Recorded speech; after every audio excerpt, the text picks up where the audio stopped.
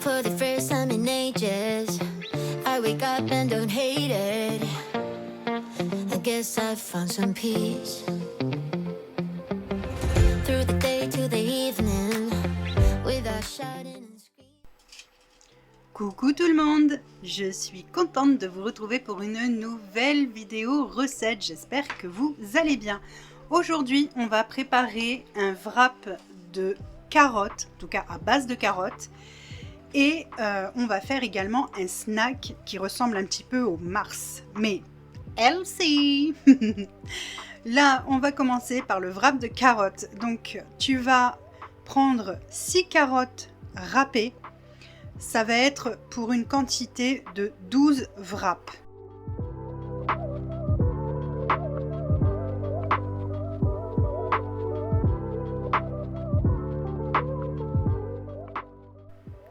Tu ajoutes les œufs, donc là en l'occurrence il m'en faut 12.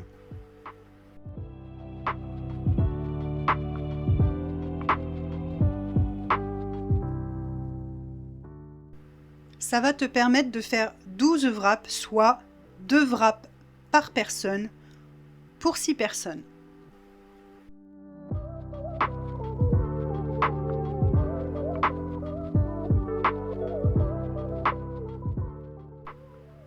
Ensuite, tu ajoutes de l'ail moulu ou de l'ail en grains, ça c'est toi qui choisis, moi c'est de l'ail moulu.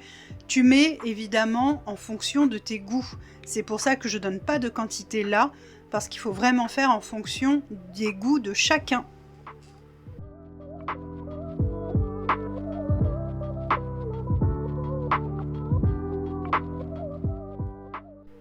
Tu ajoutes ensuite du sel, environ, je dirais, une belle cuillère à café de sel. Tu ajoutes du poivre également à convenance.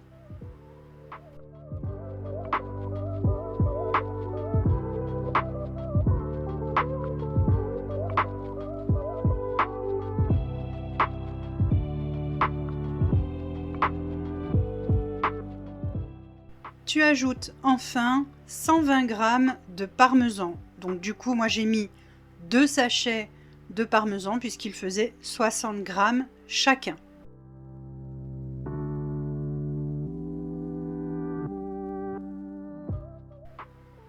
Tu remues tout ça de façon à ce que tous les œufs, les carottes, l'ail, le parmesan, le sel, le poivre soient totalement incorporés.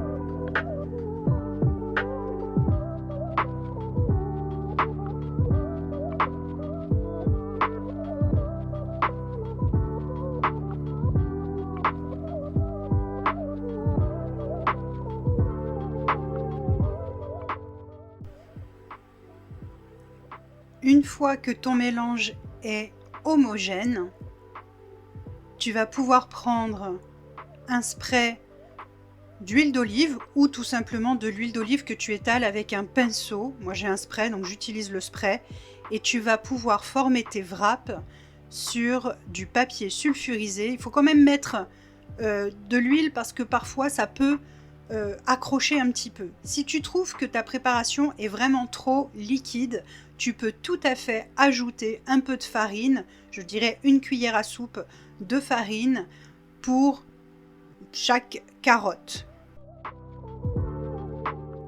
Donc si tu fais 6 carottes, 6 cuillères à soupe. Tu étales autant que tu peux et comme tu peux. Au départ je voulais faire des jolis cercles, et c'est raté. Et puis c'est pas grave, ça se mange tout pareil. Une fois que c'est cuit, donc 30 minutes à 180 degrés, tu peux garnir ton wrap absolument de tout ce que tu veux. Moi je mets un peu de Saint-Moré ou fromage frais, c'est toi qui vois.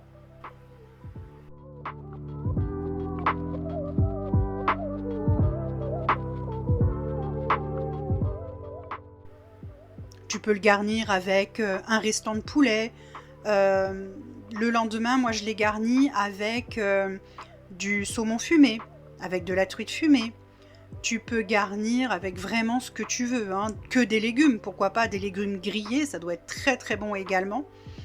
Voilà, c'est vraiment très très versatile.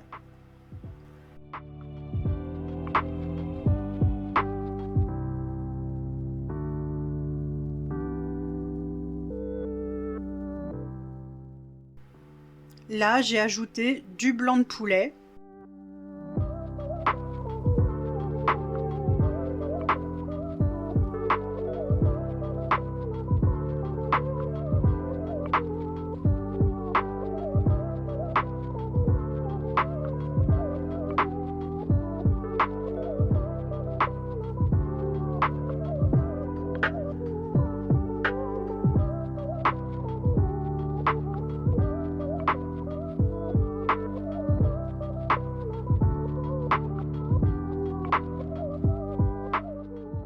Moi, j'ajoute également des pousses d'épinards. Après, tu peux ajouter la salade que tu veux, de la mâche, de l'iceberg, de la batavia. Là, franchement, c'est pareil, c'est en fonction de tes goûts et en fonction de ce que tu as envie de manger. J'ai rajouté un petit peu de vinaigre balsamique, pardon, de la crème de vinaigre balsamique, parce que j'adore ça et que ça aromatise très bien également le wrap. Et ensuite, eh bien ma foi, tu n'as plus qu'à te régaler.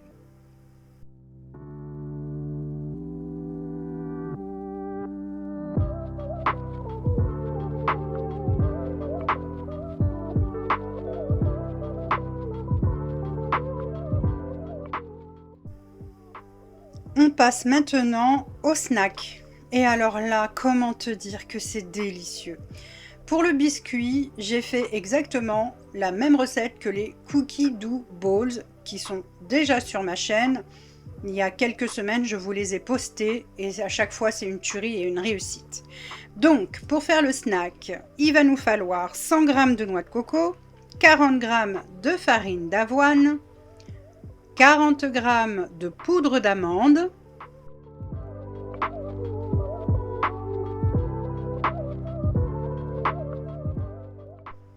50 g de sirop d'érable. Après, tu peux utiliser le sucrant de ton choix. Ça, encore une fois, c'est toi qui décides.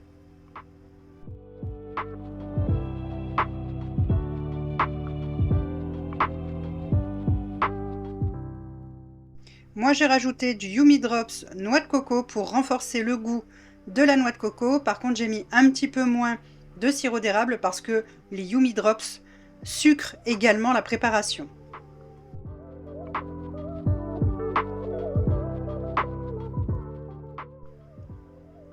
On ajoute 3 grosses cuillères de purée de cajou 100% cajou. Moi, je l'ai acheté sur Coro. Elle est délicieuse.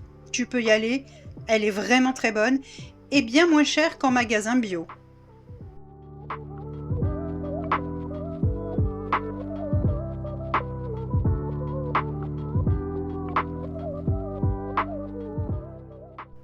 T'as vu, j'hésite pas, hein, il y a la quantité qu'il faut.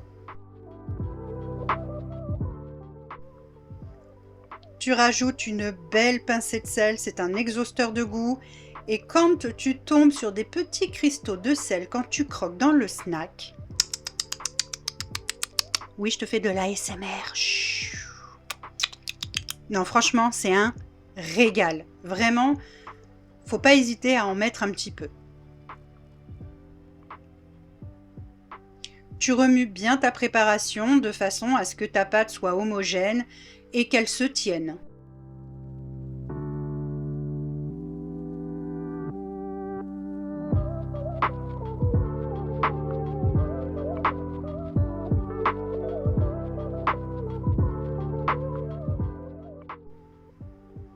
Tu ajoutes 30 g de lait de ton choix. Ça peut être du lait végétal, du lait animal. Ça, encore une fois, c'est toi qui vois. Tu fais en fonction de tes goûts et de tes choix.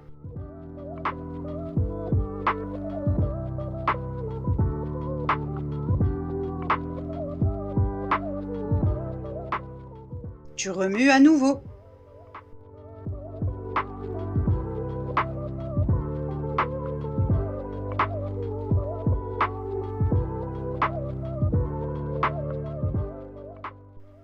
Oui, je goûte. Ah bah c'est le privilège de la cuisinière quand même. Et voilà ce que doit donner ta pâte. Une fois que tu as formé ta pâte, une fois qu'elle est finie de remuer, tu vas prendre une belle cuillère à soupe dans tes mains pour former une boule.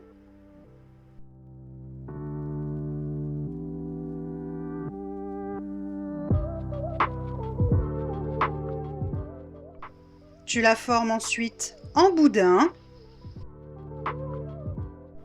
Puis tu essaies de former un rectangle plus ou moins régulier. On fait comme on peut. Tu verras que mes rectangles, ils sont loin d'être parfaits, mais c'est pas grave.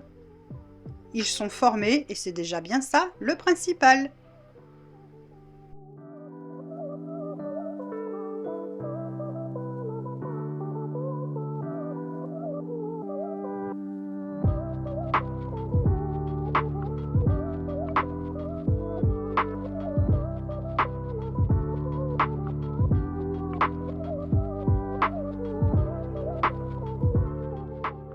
Si des fois tu as une technique, toi, pour former des rectangles réguliers et bien formés, ben, je suis preneuse. Alors n'hésite pas à me le dire en commentaire. J'aurais pu utiliser effectivement peut-être un moule en silicone rectangulaire que j'aurais tapissé, etc. Mais j'aurais pas eu le plaisir de former moi-même mes petits rectangles, donc j'ai préféré faire à la main de façon artisanale. Oui, messieurs, dames.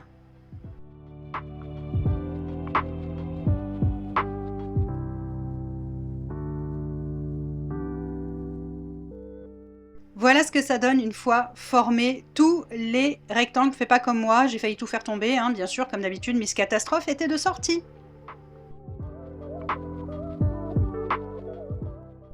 Tu places tes rectangles pendant 30 minutes au frigo. Ensuite, tu prends, rappelle-toi, j'avais fait du caramel de date. Eh bien, tu reprends du caramel de date et tu étales ton caramel de date, pas trop épais, parce que si c'est trop épais, après c'est compliqué pour enrober de chocolat, puisque oui, après on va enrober de chocolat, sinon il n'y a aucun intérêt et ça ne ressemblerait pas à des Mars LC. Eh oui. Donc tu étales un peu de caramel de date. Pour rappel, le caramel de date, ce sont des dattes dénoyautées qui ont été mixées avec un peu de lait. Tu peux le faire aussi avec de l'eau. Ça, c'est toi qui vois. Moi, je l'ai fait avec un petit peu de lait.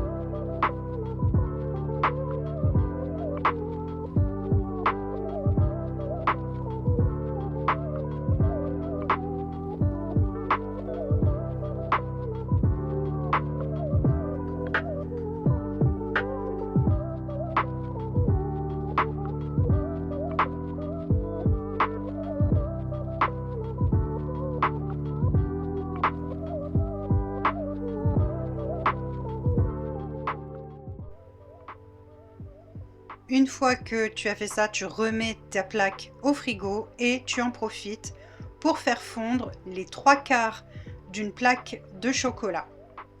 Moi, c'est du chocolat noir à 52% parce que je n'avais plus de chocolat à 70. Mais en général, je préfère mettre du chocolat à 70. Donc là, c'est du chocolat noir pâtissier puisque malheureusement, je n'avais plus que ça. Un peu plus des 3/4 d'ailleurs, je viens de voir. Je vous dis des bêtises. Une fois qu'il est fondu, tu prends ton Mars, on va l'appeler comme ça, et tu l'enrobes de chocolat noir. Mais comment te dire comment c'est satisfaisant de faire ça? Mais j'ai adoré.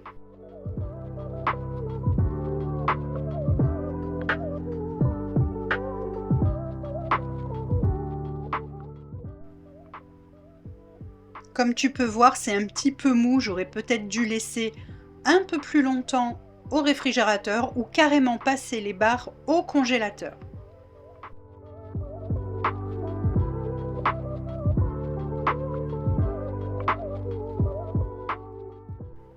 Soit tu décides de enrober complètement tes barres,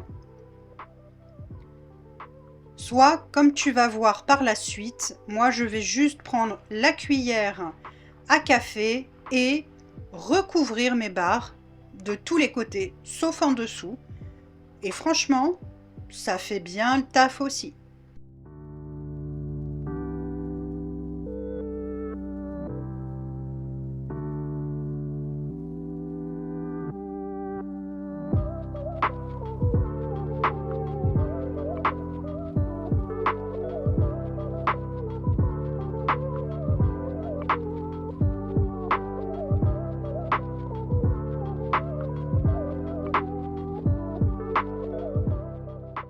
Voilà, comme je te disais, là je recouvre simplement les barres les unes après les autres.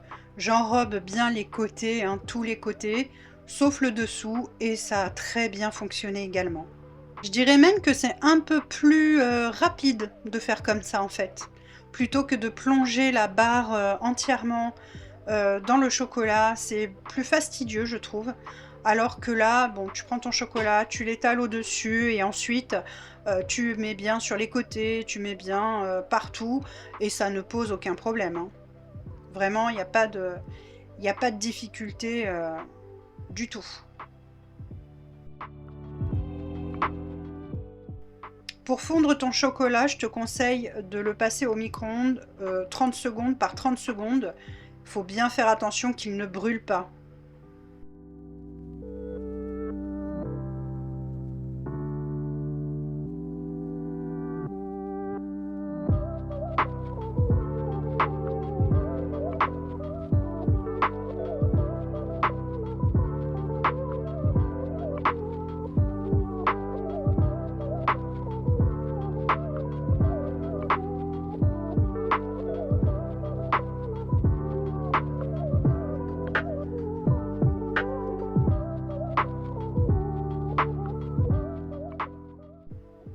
Pour terminer, j'ai ajouté également un peu de noix de coco râpée par-dessus. Ma foi, c'est pas négligeable, hein, ça amène un petit truc en plus. Et c'est surtout hyper bon et agréable. Et j'ai terminé cette fois avec encore une fois une petite pincée de sel par-dessus toutes mes barres. Encore une fois, ce côté un petit peu salé est vraiment excellent. Et voilà ce que donnent les barres une fois bien prises au réfrigérateur. Voilà, tu vois, c'est pas difficile. Écoute, j'espère vraiment que cette nouvelle vidéo t'aura plu, que tu auras pris plaisir à la regarder et que tu vas refaire ces recettes. Tu peux voir d'ailleurs qu'on va voir légèrement le caramel de date. Je sais pas si tu vas le voir. On ne le voit pas trop là, mais on le verra un peu plus tard. En tout cas, n'oublie pas de liker, commenter, partager cette vidéo. Moi, je te fais des bisous et je te dis à la semaine prochaine. Something new to me.